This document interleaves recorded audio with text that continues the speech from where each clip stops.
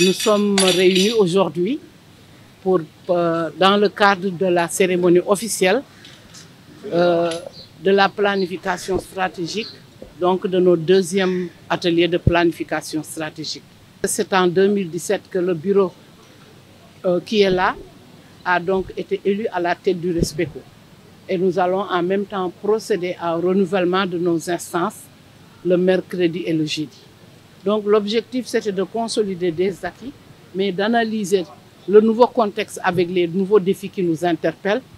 Parmi ces défis, on a parlé de l'insécurité, on a parlé de la mobilité des populations, les déplacements forcés, on a parlé des questions de violence, on a parlé de l'extrémisme violent. Voilà, on a parlé de tout ça, mais également de renforcement de capacités. Comment faire également pour rendre notre espace comptable, stable, à travers la cohésion sociale. Je pense que nous devons sortir de cet atelier avec un plan concret, pas un plan vraiment à mettre dans les tiroirs où les défis, ce contexte d'insécurité qui nous interpelle à travers les défis que nous venons de citer, que tout cela puisse mettre en œuvre à travers des actions. Le réseau africain Femmes, Paix et Sécurité a été lancé sous la houlette de la CEDEAO en 2009, sous Ibn Chambas. Aujourd'hui, le réseau a atteint un niveau en termes d'organisation, en termes de capacité, qui fait qu'il faut penser au futur, le rôle qu'il devra jouer dans notre espace ouest-africain. La CEDEAO, c'est l'espace que nous ont légué notre histoire.